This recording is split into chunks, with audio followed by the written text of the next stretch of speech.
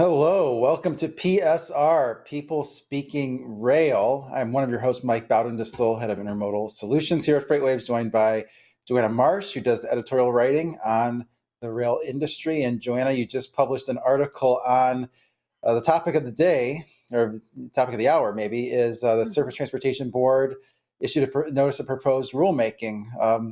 There it is. That's a good picture too, that we got from Jim Allen. Some nice looking box cars in front of a mesa in maybe New Mexico or Arizona. Yeah, yeah. Well, in a way, it is kind of the story of the day, at least for rail, because it's been, if you don't count the shippers that this has been before the Surface Transportation Board for over 10 years. If you don't count that, you at least count the 2016 part. So where I think they were considering it. I don't see considering it more seriously, but I think there was more action done during that time frame. So was it? So 2016 math, like around 7 years. So it is the story of the day to see the Surface Transportation Board finally take some kind of action on reciprocal switching, which they have been saying that they were going to do this fall. So here it is. Yeah, which is why there wasn't much reaction to the stock prices. I mean, at first I was thinking this was kind of a negative for the railroads, maybe a positive for the shippers. And kind of the more I read about it and sort of went through as much of the source material as I could, it kind of came to the opposite conclusion that maybe this is a good thing for the railroads. And we'll get into that today. It'll be the topic of our show. But for those not familiar with reciprocal switching, how would you describe that to a lay person? Like, assume you know nothing about railroads. How would you describe it to that person? Yeah. So let's see if I can let's see if I can do it. I to this day I still kind of struggle with it a little bit. I shouldn't be saying that on live, but here we are. Let's see, reciprocal switching. So you have um, a shipper using one class one rail carrier. Um, and essentially, they would like to continue that shipment on using the network of another class one railroad carrier. Um, so that system has actually existed in Canada, and for the most part for quite a bit. I think for decades. And reciprocal switching does exist in certain areas in the U.S. Kind of sort of agreements established long ago. But the idea of the way that shippers have pushed the idea of reciprocal switching is that it helps shippers, particularly captive shippers, so shippers who only have access to one railroad, by giving them access to another railroad, that kind of that increases competition and also can be used as a I don't say I can't think of the word right now, but it can be used as a way to sort of come back to your host railroad and be like, oh hey, look, this if I can move my shipment to this other railroad, I guess rates. That's what I was trying to come up with the word. It can help with trying to get a better rate, at least for the shipper angle. So that's essentially what it is. And I'm still kind of going through this decision, which is actually a proposed. I should back up a little bit. It's actually a proposed rulemaking. So, so the comments are due, I think, October 23rd, or around that time frame. And so this isn't exactly, this is what's going to happen. So it'll be interesting to see what the shippers say and what the railroads say when the comments trickle in. And there's going to be also a response period. So, it's going through the formal, rulemaking process. Yeah, so exactly. So a way to help a captive shipper, they're on one railroad. This one railroad wouldn't be the only game in town if only the second railroad could use that line to take that that shipment over that line. So reciprocal switching, and a few things stand out to me about this notice of proposed rulemaking. One of them was it was a unanimous decision by all 5 STB board members, including the 2 Republicans. And then the other thing that really stands out is that this is driven by service failures. And this is kind of like, it's kind of a good news, bad news thing for the railroads. I mean, the shippers would have preferred reciprocal switching to be possible or mandated, even in cases where there was not a service failure. But in this case, it's going to be triggered. It has to be sort of triggered by not meeting certain service thresholds. And the Surface Transportation Board tried to address the issue of having standardized data sort of across the railroad, sort of using all the same metrics. So one railroad's not reporting in one manner, different railroads reporting in a different manner. So it's kind of apples to apples. Have a grid that's from that document from the Surface Transportation Board that goes through this. So basically, in order for a particular shipment to be a candidate for the Surface Transportation Board to order reciprocal switching, one of the 3 criteria has to be met on the left column. Either there's a service reliability issue, a service consistency issue, or the industry spot and pull issue. And so this service reliability is sort of the first sort of benchmark. They're saying it needs to be 60%, on time near this estimated ETA. They talked about having that, maybe that 60% becomes 70% over time, but at least sort of 60% to sort of start with. And then the consistency, has to do with, not just are you, not on time 60% of the time, are there times where you're times when you're way late, more than 20 or 25%, measured over a 12-week, period. What I liked about that service consistency component is that they're comparing it to the year ago period. So there's not a lot of ability to sort of game the system, which is what I wonder about with this, that first criteria, that ETA, the sort of estimated original estimated time of arrival. I just wonder if they sort of this possibility exists for railroads to sandbag that and maybe add in some extra cushion into their ETA in order to be more reliable. And then that third segment is something that industry has complained about for a long time, that on the shipper side is the industry spot and pull, and that has to do with first mile and last mile. A lot of shippers have complained for a long time that there really is no reliable, consistent industry mile. So those are kind of the 3 things that the railroads are going to have to hit in order to avoid, having one of these mandates. And we can go sort of dig in deeper in a couple of additional charts. Sort of that first one here is this weekly percentage of manifest service rail cars placed within 24 hours. The STB provided a different, chart on that, and they showed that in, let's say, mid 2022, some of those, there it is. Some of those were below the 60%. So they're proposing that the railroads have to be, 60% within 24 hours of that original ETA. And so kind of on average in 2022, the BNSF would have been subject to certain, mandated reciprocal switches. So would the Norfolk Southern, whereas CSX's on-time originations, for the most part, sort of system-wide, their service was good enough to avoid those metrics. All of those targets are above those bogeys. So as long as those, the STB would say, well, as long as you're meeting those targets, which seem to be reasonable, you avoid the mandated reciprocal switch. And then if you switch over to this next chart, goes to that third criteria, the industry spot and pull. They're talking about 80% there as being kind of the bogey that they have to hit. And for the most part, you look at mid 2022, most of them were hitting those things, with the exception of Norfolk Southern.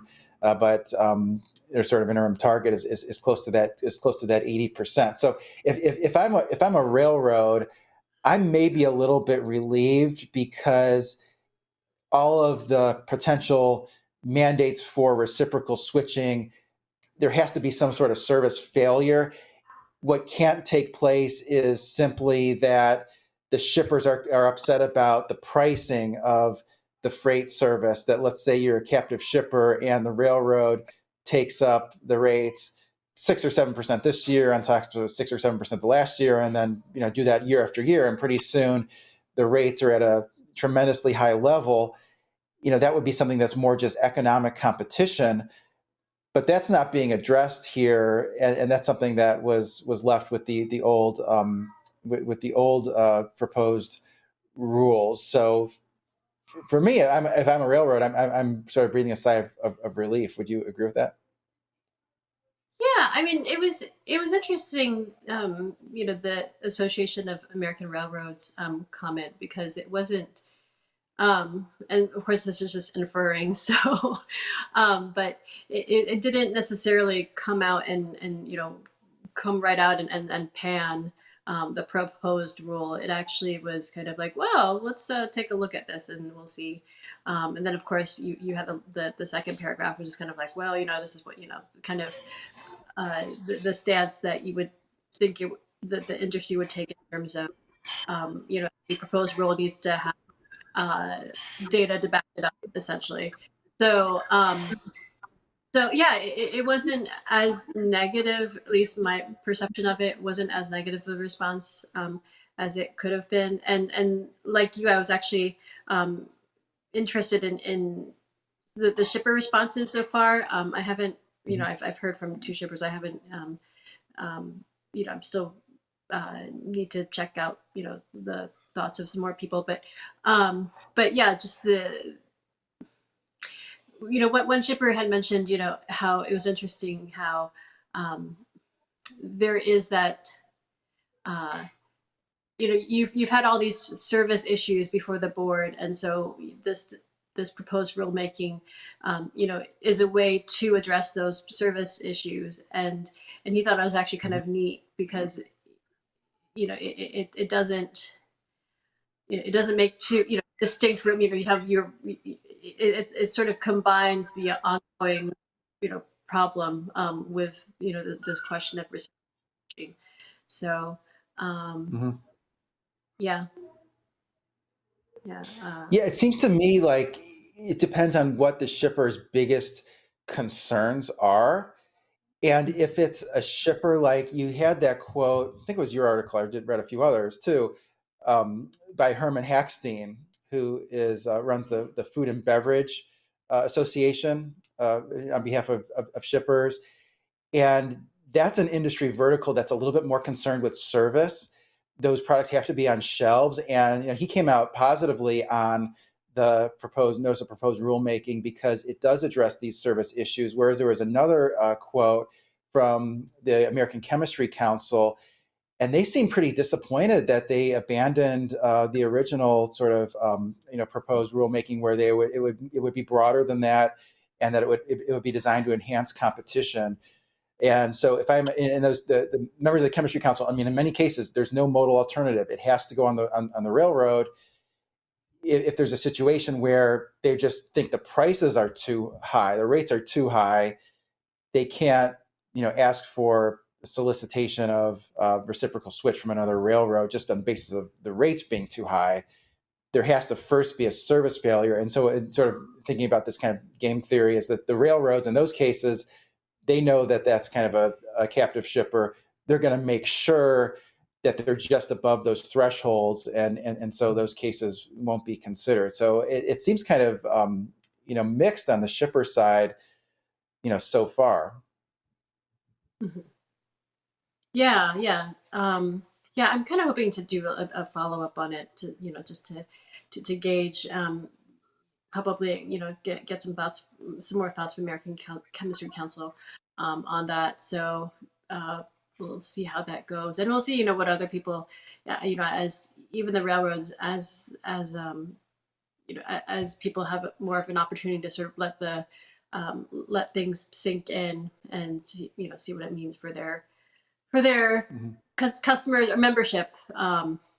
So let's see, between now Mhm. and how was it, October 23rd? So got a good little over a month.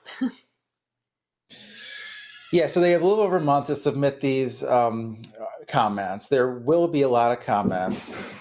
I can surmise what the railroads are going to say. I mean, in addition to what Ian Jeffries has already said, Mhm. is they're likely to say, well, if you have to, basically allow another railroad to use your track, is that reduces the incentive to invest in your own network and to provide that that capital, because essentially, I mean, the track is and maintenance of way is essentially the biggest uh, capital expenditure that the railroads have. It's even more so than the equipment, and there's less incentive to do that and you really maintain that equipment, invest in it, double track, do extended passing sidings, all of those investments. If ultimately you're just going to have to share this with another railroad, I think they'll make that point. I think they'll also really drill down into this efficiency question, where the railroads networks are so precise that all of a sudden, if another railroad has to go on, let's say Railroad B has to go on Railroad A's network because of a mandate, that really throws a wrench into the efficiency of Railroad A, and all of a sudden, then other shippers on the original railroad are getting worse service because there's congestion that's going to be caused by the mandated reciprocal switch. So I think they'll really come hard on sort of the efficiency angle, and I think they'll also discuss that there are certain things that are outside of the railroad's control. Now, STB has already included in this notice of proposed rulemaking what they call affirmative defense. And so it sounds as though anytime there's a unusual weather event, hurricane, flood, polar vortex, uh, et cetera, that the railroad, that data will be excluded from what's being looked at, and that won't be counted as a service failure because there's essentially mitigating circumstances. I think the railroads would say, well, there's not only those things, but the volumes on the railroad can be so volatile that it can be difficult when there's a surge in demand to meet all of those, meet all those service requirements. Because usually what will happen is there will be a surge in volume demand on one particular revenue segment. So let's say just to move motor vehicles, or just on a particular part of the network, and there'll be congestion on just certain parts of the network. And then how do you just differentiate? Let's say Chicago is always more congested than other parts of the railroad network in most cases. So there's a lot of, I think, nuance there that the railroads will say that these rules don't take into consideration. Mm-hmm. Yeah, yeah. Yeah. So let's see. I think Mike, you had some SONAR charts to to show. Yeah. Yeah, so we have a few minutes left, and is that kind of an overview? I would encourage everyone to go check out your article. Also some good ones on some of the other outlets. Railway Age always has a sort of a good one there, like the work they do as well. But have some SONAR charts to go through, and I think the big thing for me is that the rail traffic is indicating that the industrial economy has weakened, which is probably just sort of the natural conclusion of having higher interest rates, and interest rates really rising steeply for some time. You sort of see that in the industrial production data, where you have the ISMs below 50. But you look at the sort of rail carload chart, which is the first chart I have, and you do see the the 2023 is that white line, and right now we're at about the latest week carload, so everything excluding intermodal units, down about 2% year over year, after having been kind of flat to up a little bit in the beginning part of the year. And turning to the next one is major reason for that is lumber and wood carloads, and so this is exactly what you'd expect with the higher interest rates, with people stuck in their homes. People who have mortgages that are 3% are not running out to buy a new house if their mortgage is going to have to be 7%.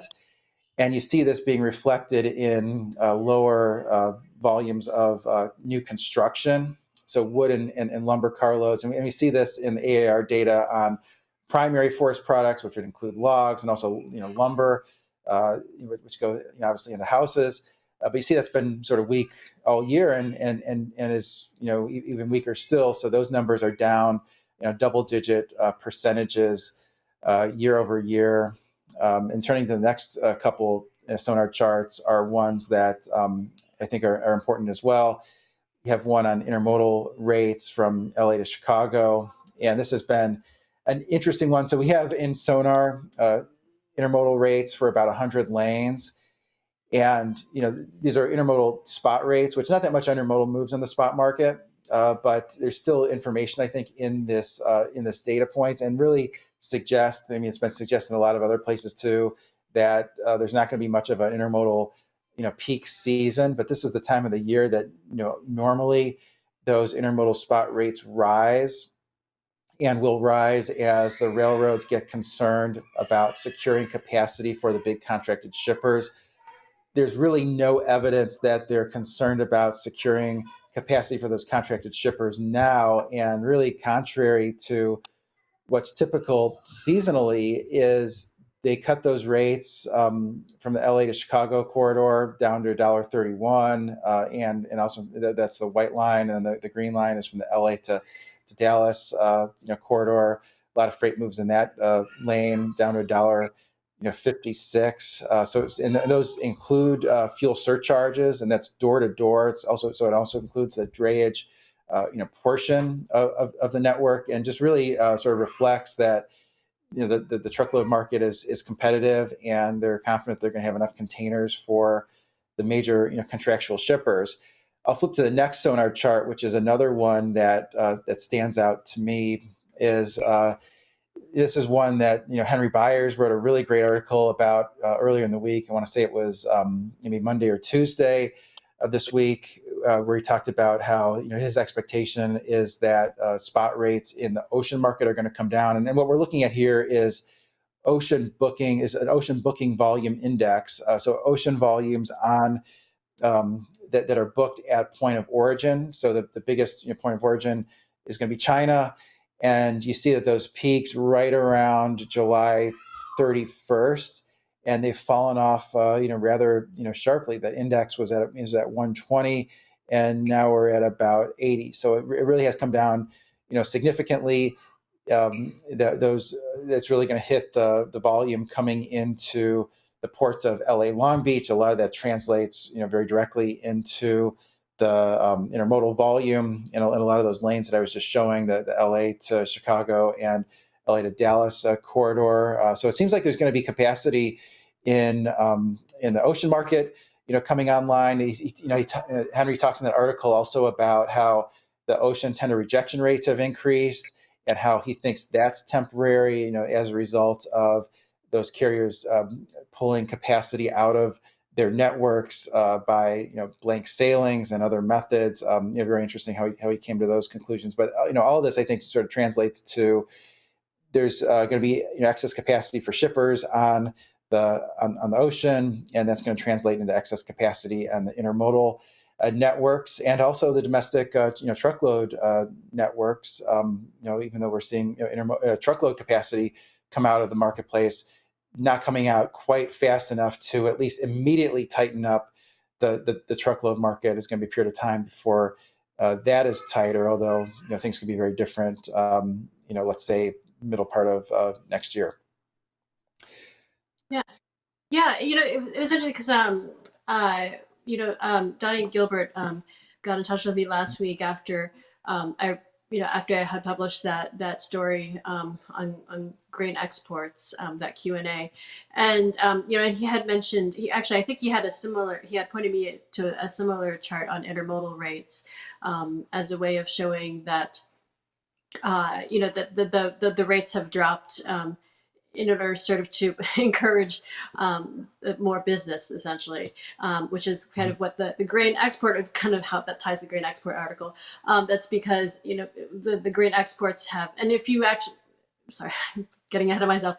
The grain exports have grain volumes, I should say, grain carloads have actually dropped quite a bit year to date. I don't have the figure in front of me, but I was just looking at it. They've declined by double-digit percentage year to date. So and so you have, the railroads kind of eager to, to get more business, and that's kind of how you tied it with the intermodal. Um, trying to drum up just more business in general Mhm. with the rate.